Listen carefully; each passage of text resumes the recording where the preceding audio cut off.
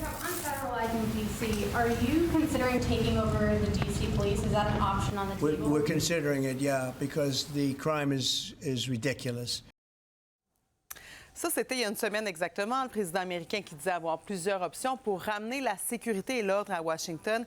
Voilà qu'il met sa menace à exécution. Sabrina, il déploie la garde nationale dans la capitale américaine. Oui, parce que le président américain a dit que la capitale est envahie, en fait, par des gangs violents et qu'il y a vraiment de l'anarchie. C'est pourquoi il a dû prendre cette mesure exceptionnelle pour la ville de Washington. Alors, c'est ce qu'il a dit pendant un point de presse plus tôt ce matin avec notamment le secrétaire à la Défense et la procureure générale des États-Unis. Alors, pourtant, quand même, il faut le dire, hein, les statistiques officielles montrent qu'il y a eu une baisse de la criminalité violente dans la capitale. Même la mairesse, en fait, a constaté cette baisse, mais quand même, Donald Trump a déclaré avoir invoqué cette mesure-là qui l'autorise à prendre le contrôle de la police de Washington en raison de son statut particulier.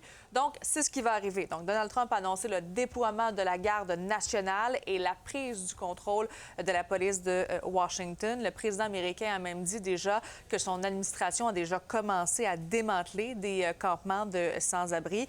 Donald Trump qui a dit à la police de Washington de faire ce qu'elle voulait.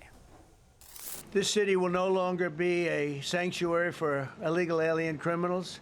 We will have full, seamless, integrated cooperation at all levels of law enforcement, and we'll deploy officers across the district with an overwhelming presence. You'll have more police, and you'll be so happy.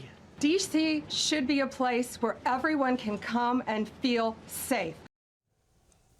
Donc, il y a quelques dizaines, hein, comme on peut le voir sur les images, de personnes qui se sont rassemblées à Washington pour dénoncer, en fait, la prise de contrôle de la ville par l'administration fédérale.